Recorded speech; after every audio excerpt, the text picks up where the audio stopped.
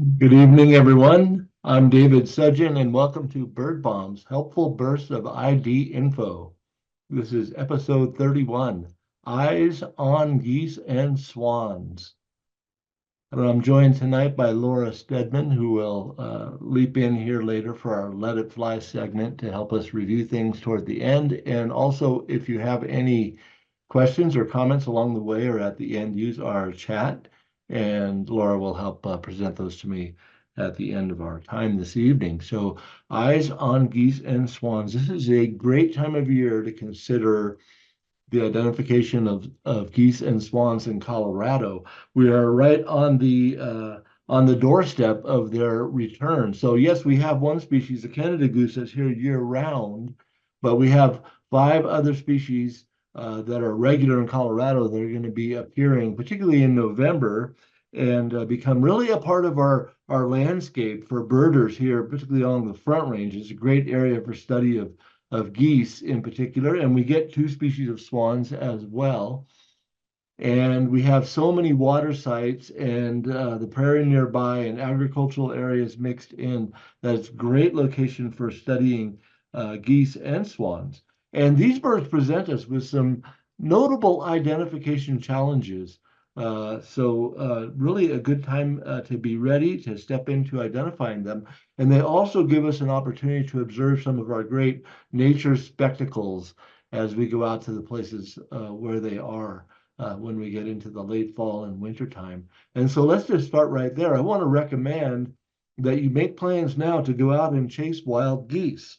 And there are a lot of ways to do that because you can find places close to home where there are ponds or reservoirs or playing fields, soccer fields, golf courses with all their lawn that are going to attract geese to them, including some variety in some of the uncommon species. And you can also make a plan to venture a little farther afield for most of us and get out on the prairie, go out on the Platte corridor, out I-76, for example, or the Arkansas River corridor, Highway 50, and get out into those areas out in the prairie. And there you can encounter some truly spectacular numbers of some of our special birds like the snow goose and the Ross's goose that are out there on the reservoirs out on the prairie. So you need to plan for it, and we're heading into a good time of year for that. And when you do go out to look at geese, consider going out and putting yourself out in a place at the beginning of the day or the end of the day. It's really a spectacular time to be out. Geese do things at that time of day. They fly out, and it's really cool to see several thousand, maybe 100,000 geese, like at Aurora Reservoir, 100,000 cackling geese flying out right around sunrise time to go out to forage. And they'll come on back after a while. And then in the evening, similar thing. Plus, you get some nice lighting at those times of day. It is important when you go out to a place, consider what your lighting angles will be and what time of day you're going to be there to make it more enjoyable for you. But try the beginning and the end time of the day. And when you're looking for geese, you want to consider that you're going to need to scan carefully. So these birds kind of all blend together in big round blobs with different light and dark highlights.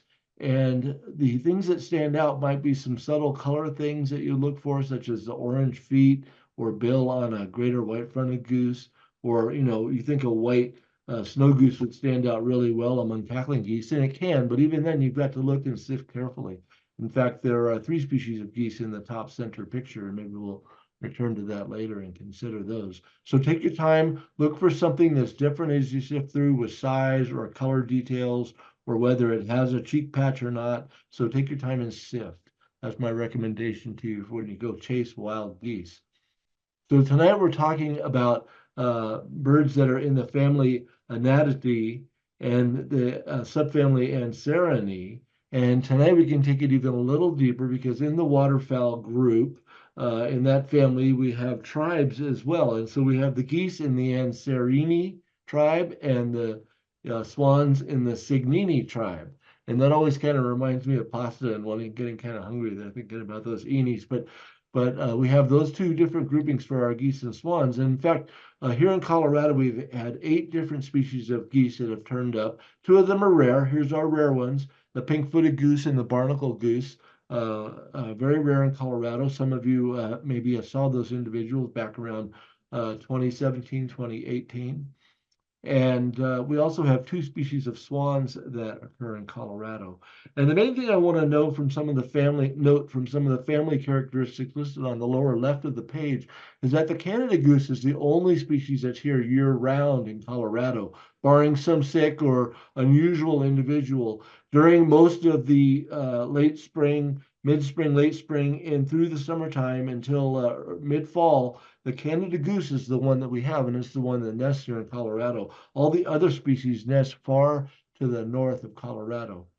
So here is our list of focal species here tonight. We have 8 of them, 6 geese and 2 swans. And we can see snow goose, Ross's goose, greater white-fronted goose, brant, cackling, Canada, and then the 2 swans, trumpeter and tundra. And we can see that just looking at the 4-letter codes, there are a few exceptions to the usual 4-letter codes. The cackling and Canada overlap with each other, so they have a little different approach there. So you can see here, C-A-C-G versus C-A-N-G. And then the trumpeter swan is in conflict with tree swallow, so we add a little different 3rd letter in there from the word trumpeter. All right, so we see they fall into 3 different genera. We have the 3 snow Rosses and greater white-fronted in the genus Answer, and these are all kind of small to medium birds. Then we have a whole size range in the genus Branta, from the little brant to the great big Canada goose, and then the 2 trumpeter and tundra swans in the genus Cygnus.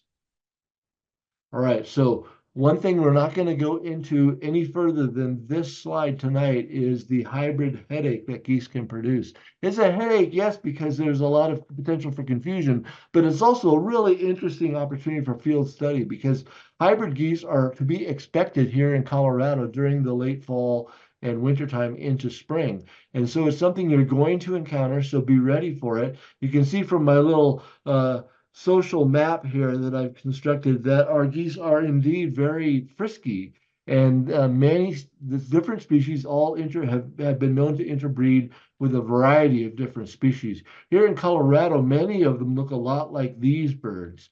These are hybrids of snow goose with a cackling or Canada goose as the other parent. So you'll see a lot of these types. Other kinds are possible.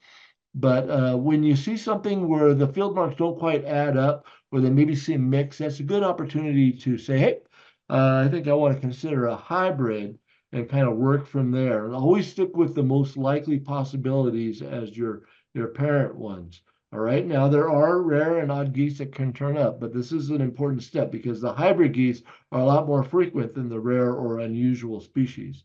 And so we often see that the hybrids that involve a snow, Ross's, or greater white-fronted parent are often with flocks of cackling geese. So that's a great place to start if you want to find hybrids to enjoy and puzzle out. So let's leap right into our first species pair. We're talking about the white-cheeked geese. And what is that? That's the cackling goose and the Canada goose. So these are the birds that have that beautiful white that wraps around from the cheek area below the top of the throat, chin area onto the other side. So these are our cheek geese. And up until 2004, we just had the Canada goose with this tremendous size range and a whole bunch of different subspecies. Is it 10? I can't remember now. But at that time in 2004, the smallest 4 of those 11 subspecies of Canada goose were split out as the cackling goose.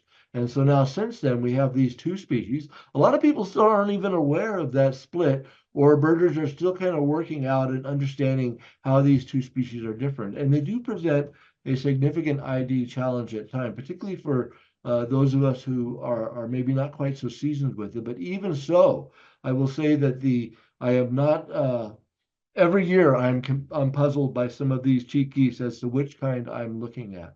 All right, so we'll notice that some of the things we're going to look at are the overall size of the bird, how the forehead is shaped, sloped or not, the bill, how it's shaped, how big it is, the details of the neck, like neck size, and how the bird sounds. All right, so we have our cackling geese on the left and Canada geese over on the right, and we can see importantly that the cackling geese, notice, has a steep forehead with a little bill, a small, stubby, compact bill. compared to the Canada goose, has a sloped forehead that goes into a long bill. So that's a fundamental difference between these two different species. Now, there's a big size difference when you see them together, and we'll see some pictures about that later, where the cackling is actually quite a bit smaller. Notice the neck size here. So really short neck on cackling goose, and over on the lower right, very long neck on the Canada goose. And they sound different. So this is something for after bird bombs or when you're out in the field, you hear the high calls of the cackling geese and the lower honks of the Canada geese. So let's consider that there is a seasonality to this as well. We mentioned that the Canada goose is the one that's here year round and they nest in Colorado. And we see them with the red line on this graph of frequency from eBird. And so we see the cackling, though, they don't really get here until November. So right now, as I speak on October 17th, they're other than a few little vanguard individuals, the cackling goose is not here in Colorado yet, but soon it will be, and it's going to be abundant because indeed the cackling is much more numerous than the Canada goose. It's not unusual when you're at a good goose spot during the late fall and winter to have the cackling goose far outnumber the Canada goose. There may be 200,000 cackling geese at Aurora Reservoir and maybe only 150 Canada geese. So it can be that dramatic, but often several times more numerous the cackling are compared to the Canada. So keep that in mind. So the Canada goose is the most familiar of all, but it's the cackling geese that become more numerous. And we can see here the breeding distribution or overall distribution of the Canada goose that has a broad breeding range across Canada and across a good part of the northern half of the United States. Versus the cackling goose. Its breeding range is way up far north there in the Arctic. So I like to think of them as kind of an aristocrat between the two geese. And I will say I do favor the cackling geese more. Don't put Canada geese in front of me in a parking lot in the middle of winter and expect me to slow down too much. They always get out of the way, so don't worry. I'm not too bad. But we need to speak a little bit about nationalities here. So we have both these geese have bi or dual citizenship, Canada and the United States. It's been documented scientifically. But the Canada goose is the Canada goose, so it's not the Canadian goose.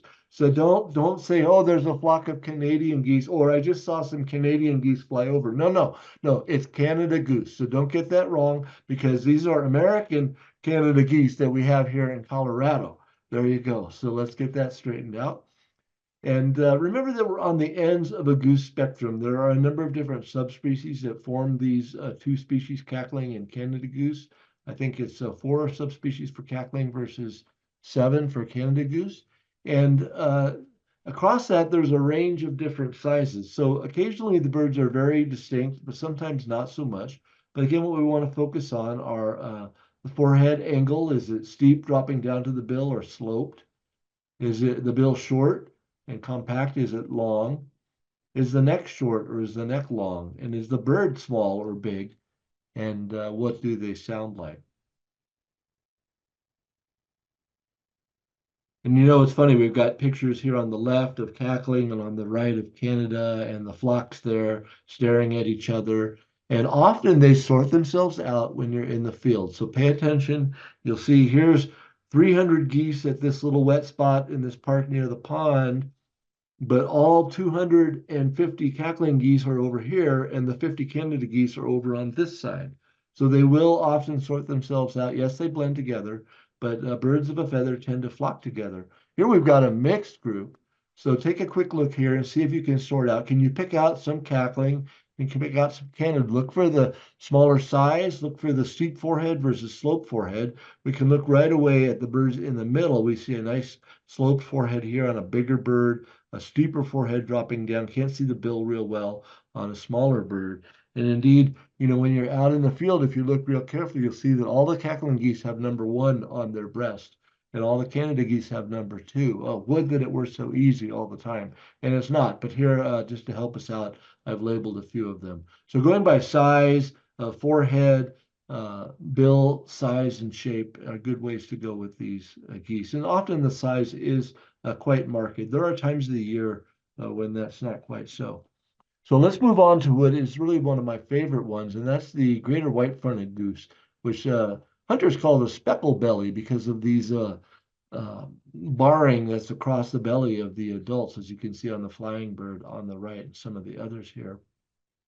Greater right-fronted is an elegant little goose. It's smaller by far than the Canada goose and a little bit bigger than the cackling goose. This is a brown goose. So unlike the Canada and cackling, which had a lot of black mixed into their brownness, remember those big black necks, the white-fronted goose is a brown goose. Has that white undertail contrasting, and the adults have white at the front of the face with a black border. Distinctive for the greater white-fronted goose are these orange legs and orange bill. So when you're looking at a flock of mixed geese, trying to find the rare one of these, that's something you can look for. They also have on the adults this blackish barring on the belly, which is different from the plain bellies of the Canada or cackling geese. Now, the young birds are drabber. Here we have a couple of young ones on the lower right. They don't have the white on the face yet. They will develop that as winter goes on, but they don't have the speckled bellies, the black barring on the underparts. So the immatures, no white front until later in the season, no speckled belly. So these are birds we find in the Front Range area as single birds with a flock of cackling, or maybe a small group of 2 or 3 birds. Out on the prairie sometimes, though, at some of the bigger reservoirs, or maybe out in the fields with the other geese, you might encounter some smaller flocks or even up to 100 birds or so of the greater white-fronted goose. It's never a super abundant bird like the snow goose is.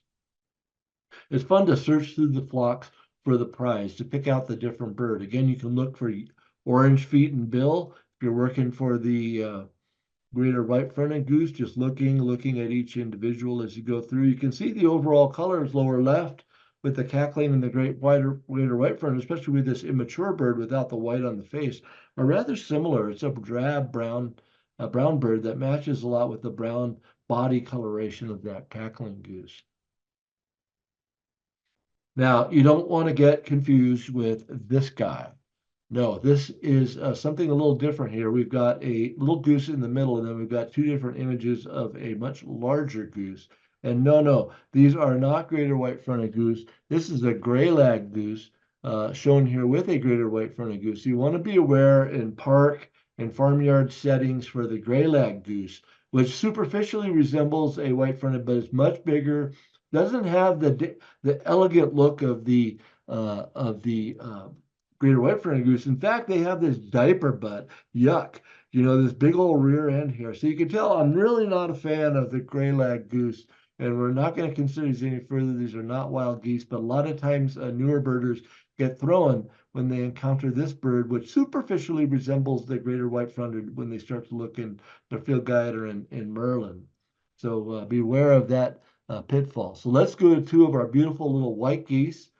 These are birds that are super, well, particularly the snow goose becomes very abundant in Colorado once they get here in the tens of thousands of birds. There's a wintering group up associated with the reservoirs and fields in the northeast part of the state, in the Platte corridor, and then in the Arkansas corridor, again, associated with reservoirs down in the southeast corner of the state, where we have these large numbers. Now, along the Front Range, it's a little smaller, but these are geese that are all white, except for their white primaries.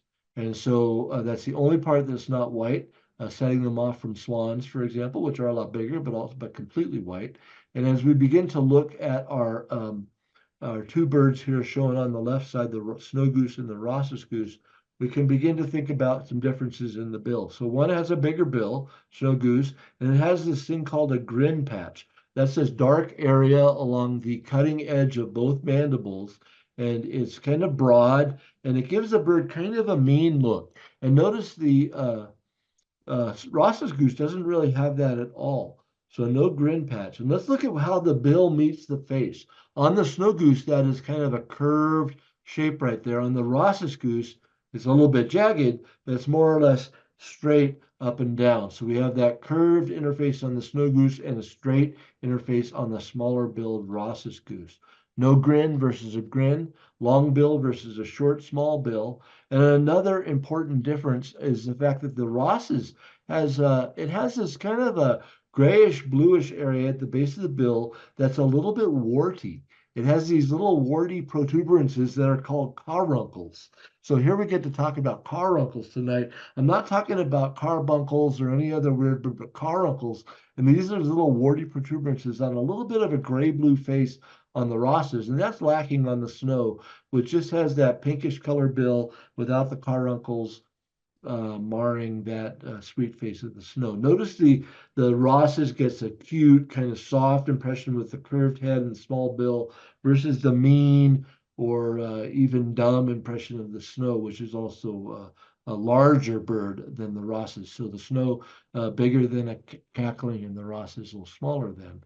Here's our seasonal distribution. We can see they overlap a lot in when they occur, but the snow goose is about 3 times more frequent than the Ross's or the greater white-fronted goose that we already looked at.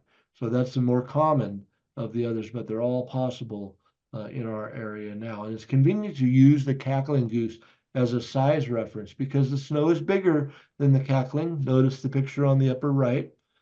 And the Ross's is a little bit smaller than the cackling goose. So cackling goose are most abundant goose in Colorado, and they're almost always present in town when we're struggling between these. Now, when you're out on the prairie and you have big flocks, a lot of times they're kind of far away and you have to work really hard to pick out the Rosses. Sometimes birds feeding out in the fields are different. The ones out in the reservoir may be kind of far and you're saying, oh, that's 25,000 white geese, but it's hard to pick out some of the size differences in those settings.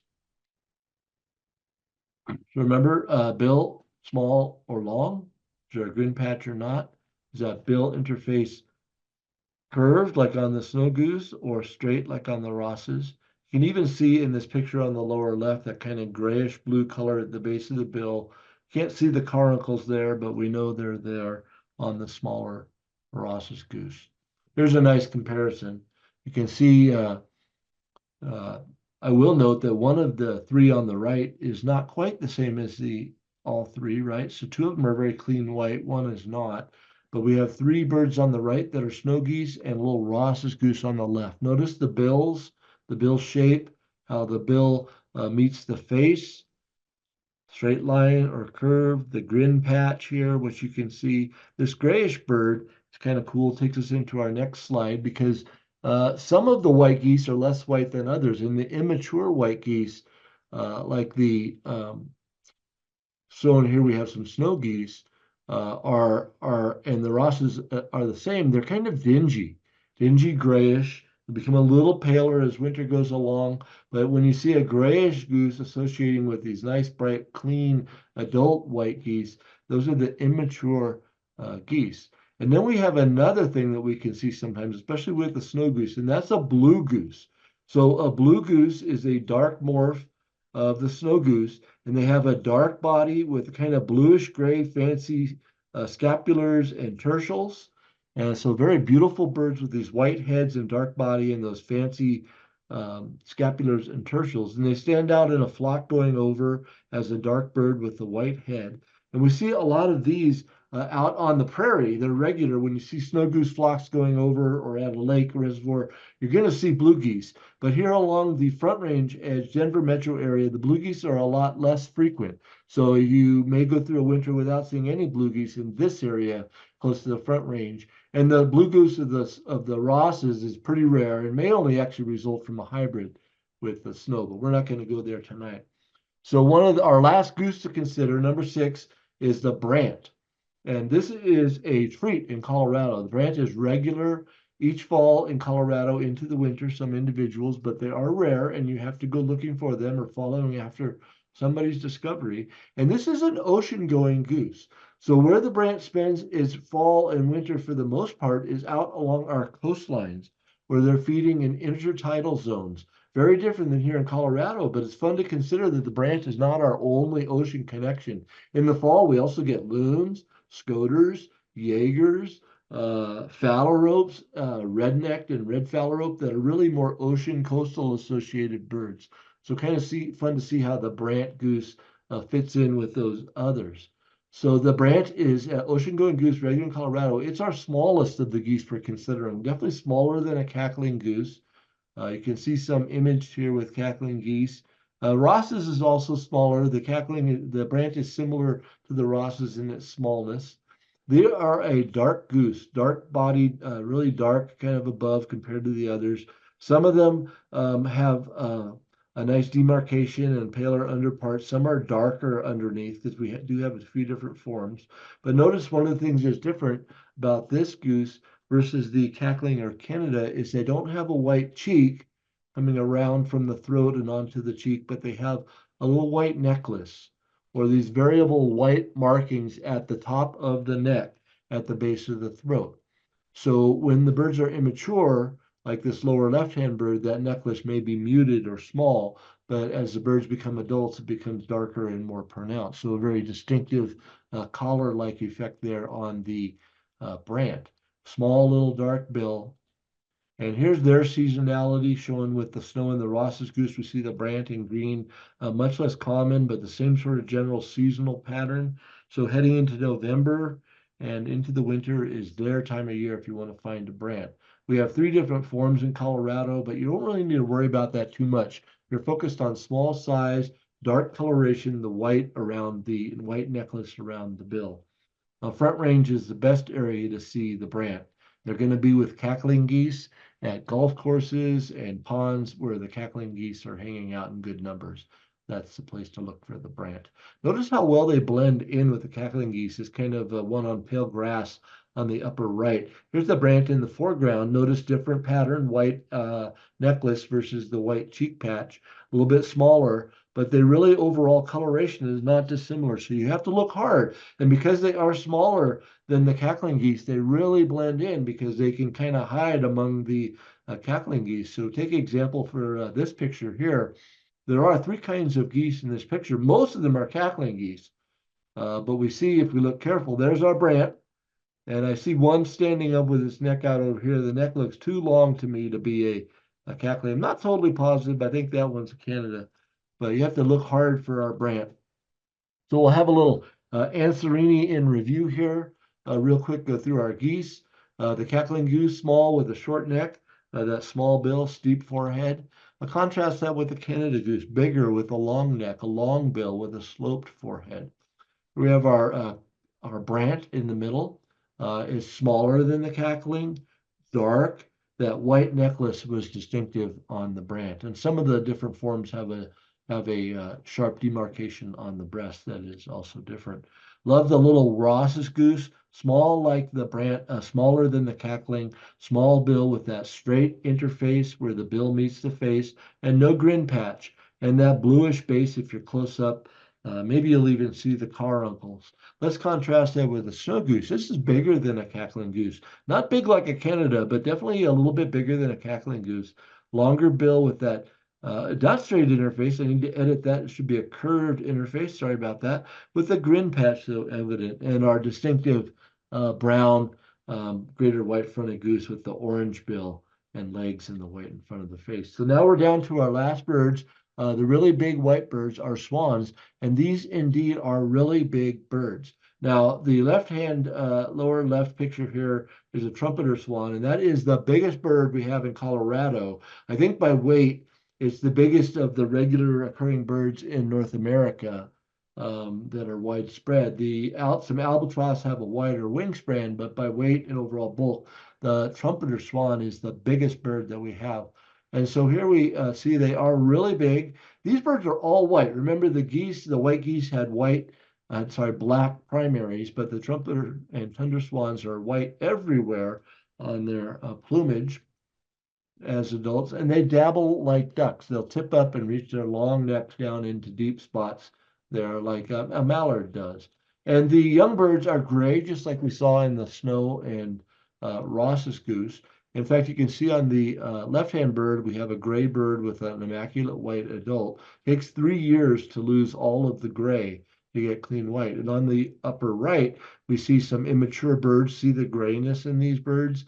And notice there's pink in this bill. So we're not going to focus too much more on the immature swans, but they have pinkish mixed in on their bill.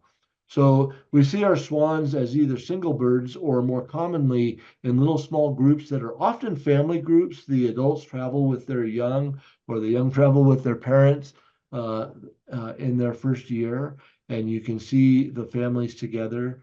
and especially along the Front Range is a great area. They're widespread on the prairie, but not very common out there. So let's consider our two species, the trumpeter swan on the left, tundra swan on the right. And they're both really big, but the trumpeter swan is bigger yet than the tundra swan. This is most evident when they're together. But let's just say one is bigger than the other. The trumpeter swan has no yellow on the bill. So on the tundra swan, we usually see some yellow on the bill up towards the eye. See the yellow patch on the upper right three birds of actually all four of our tundra swan pictures. Sometimes you have to be close enough or with proper optics to be able to pick that out. And sometimes if lighting's not good, it may be challenging to see that yellow. You want to look for yellow on the bill. The trumpeter swan can have reddish where the bill parts meet, the tomia, but no yellow anywhere on the bill. One of the differences that is a little subtle, but it's a good one to look carefully for, is to see how the angle at which the bill meets the face. So on the and what the kind of shape is. This is a subtle mark. I personally find the idea of these two swans difficult. All right, this is a challenging identification often. So let's look at this little line here where the edge of the bill meets the face. And on the trumpeter swan, it is straight. The tundra swan is a little less regular, a little more curved in. And I like recalling the snow goose. On the trumpeter swan, that straight angle comes down at a somewhat more shallow angle versus a straight angle coming down on the tundra swan here, almost a straight up and down, down to 180 degrees. So let's look again, far left bird, straight, and it's coming down at a bit of an angle. Tundra swan, a little bit of curvature there, and it's coming down very steeply in the lower part of that. So a subtle difference. Another thing you'll see mentioned in the guides, and I'm sure it's great, it doesn't work for me very well, is whether this area here where the forehead meets the bill is kind of pointed or kind of rounded. To me, yeah, I see a lot of variance with different individuals looking on different photos. Also, the trumpeter swan tends to have a narrower connection of the bill to the eye versus a broader, more delta-like connection of the bill to the eye on the tundra swan where that yellow marking is. So some of the differences we want to look for. They both have the same distribution seasonally, coming in late fall and sticking through winter in some cases. And the tundra tends to be more frequent than the trumpeter, but you can encounter either one pretty much any place in Colorado. So something to be ready for, watching for that yellow on the bill, the shape of the bill, how it meets the face, the size of the bird. And if you get them both together, you can appreciate the size. So here on the left of this overlay shot, we have birds with, well, not worry, I think some Canada geese definitely there. But we can see flanking this middle goose are two bigger ones. These are trumpeter swans flanking a tundra swan. You can barely make out the yellow on the bill and see the different shape of the interface of the bill. Here we're farther away on the right-hand side. You can see the little tundra swan on the right is a good deal smaller, even though it's still a giant swan than the great big trumpeter swan, our biggest bird. All right, so we made our way through 6 geese and 2 swans, and now we're just ready to let it fly. So I'm going to invite Laura to come back on here with me, or to come on for the first time here. And we'll proceed to our little Hey, how's it going? fly segment. Good evening, Laura. Thanks for coming in here. And so first thing we're going to do is we're going to try a little bird bombs mix and match, I call it. I don't know if that's the best name, but we have our different species, 8 species arrayed here. And I want you to, I'm going to put up a word here or a phrase or whatever, and I want you to figure out which one matches up. So, but even before I do anything, can you look at these 8 and know what they all are pretty confidently?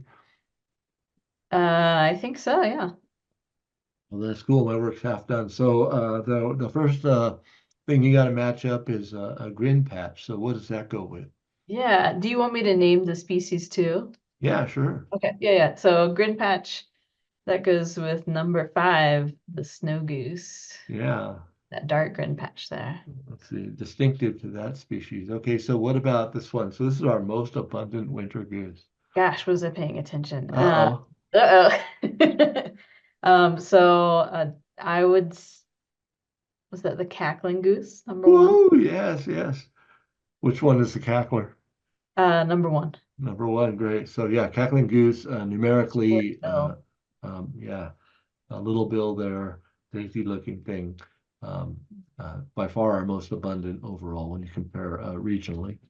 All right, so uh, how about orange bear parts? Orange bear parts. I would What? go with the number six is All the right, one with the obvious orange bear part, the greater white fronted goose. all right, and bear parts being the bill and the legs and feet. In Yeah, this case, cool. So that's different from our others. So how about yellow on the bill?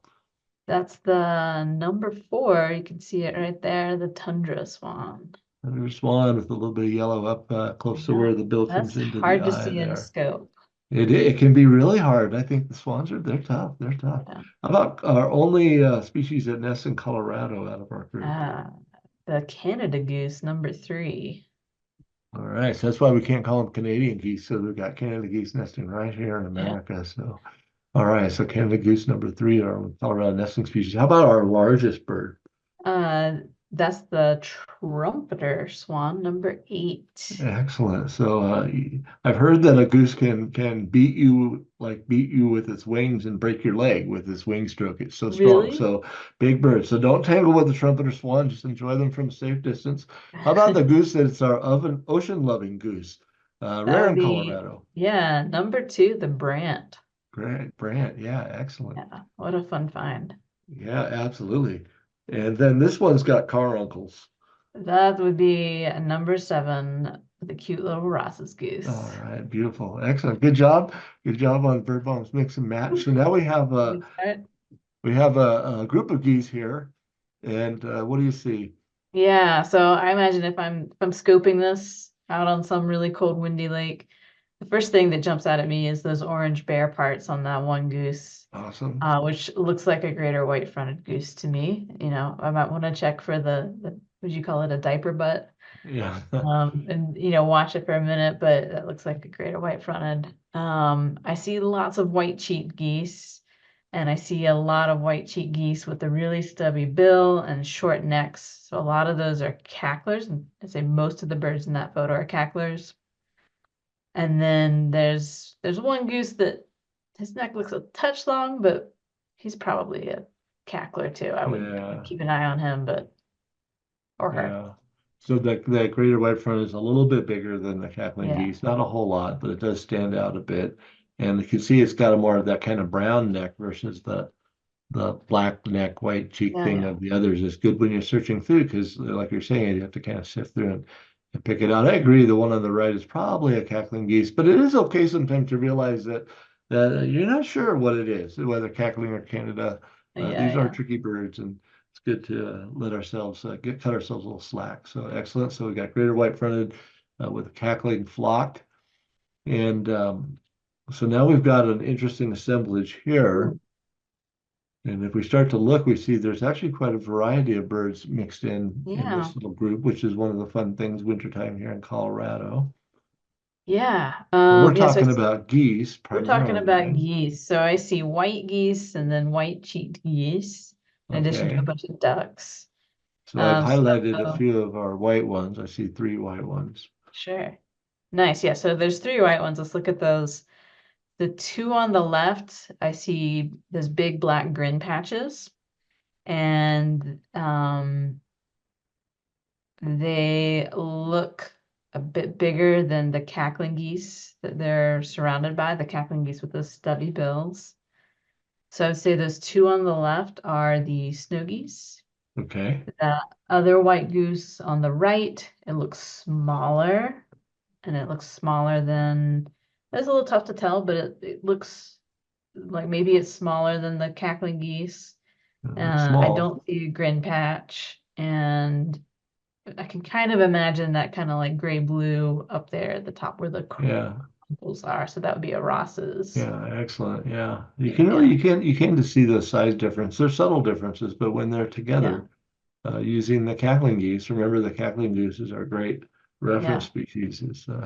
it's doable. So, but then there are also these others out here, and we won't take Yes. much time with that, but I'm gonna put up the answer in just a few minutes, but I'll let folks, everybody take a little look here, see if you can pick out some of the ducks that are out there.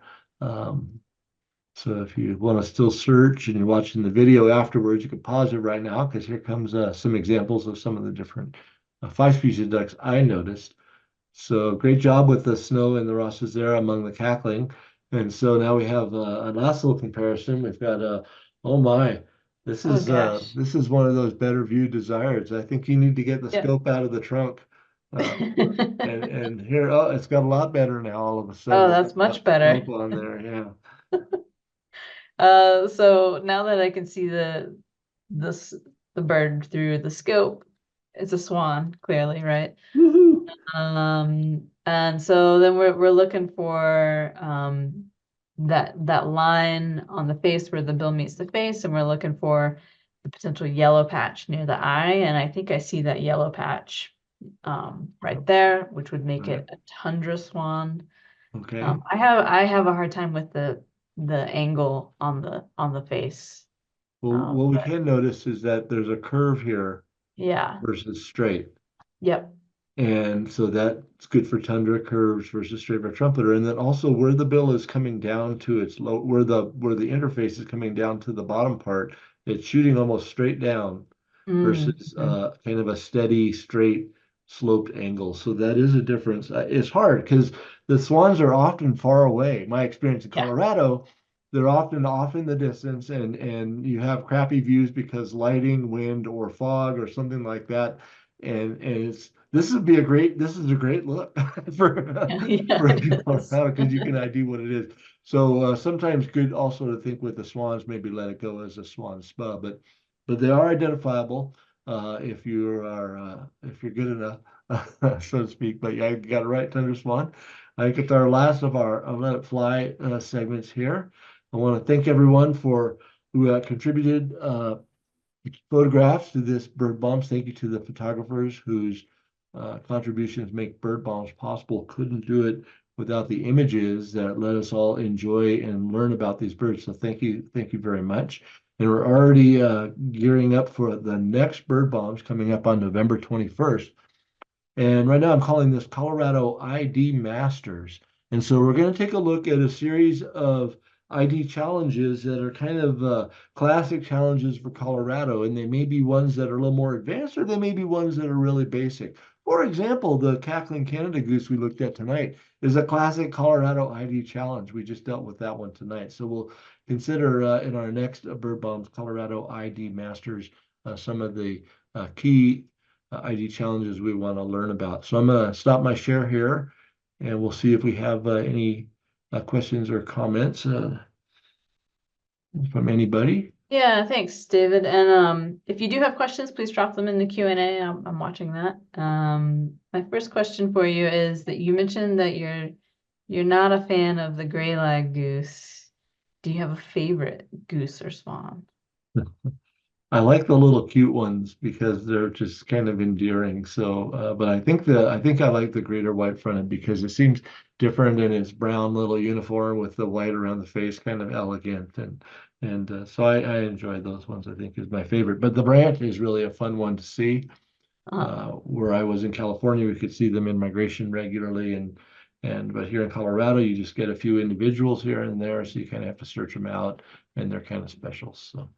yeah, for sure. So you mentioned kind of going out east on the Platte River corridor or out down Otero, Kiowa, Arkansas River area.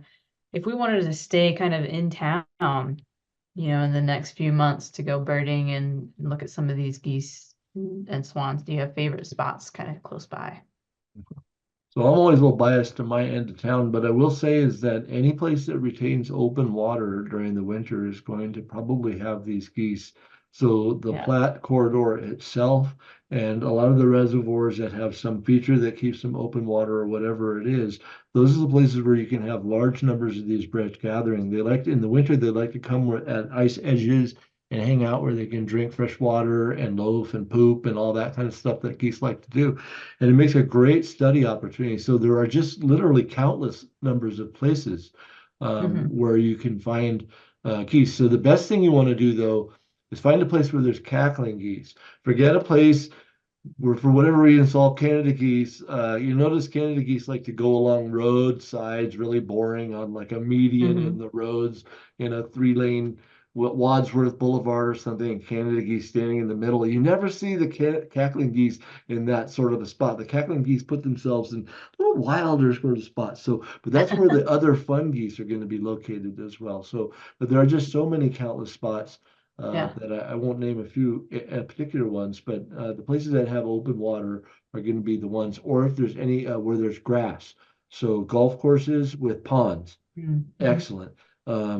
Parks that have grass next to a lake are great places. Any kind of flooded little spots out in those ponds, geese love those kind of places. So they eat a lot of grass around here, and they like to forage out in agricultural fields as well. Yeah. Awesome. Well, I don't see any more questions coming in, so Cool. thanks. All right. Well, thanks everyone for checking in tonight, and hope to see you on our next Bird Bombs, 21st of November, Colorado ID Masters, where we'll take up some classic Colorado ID challenges. Thanks everyone, and good night.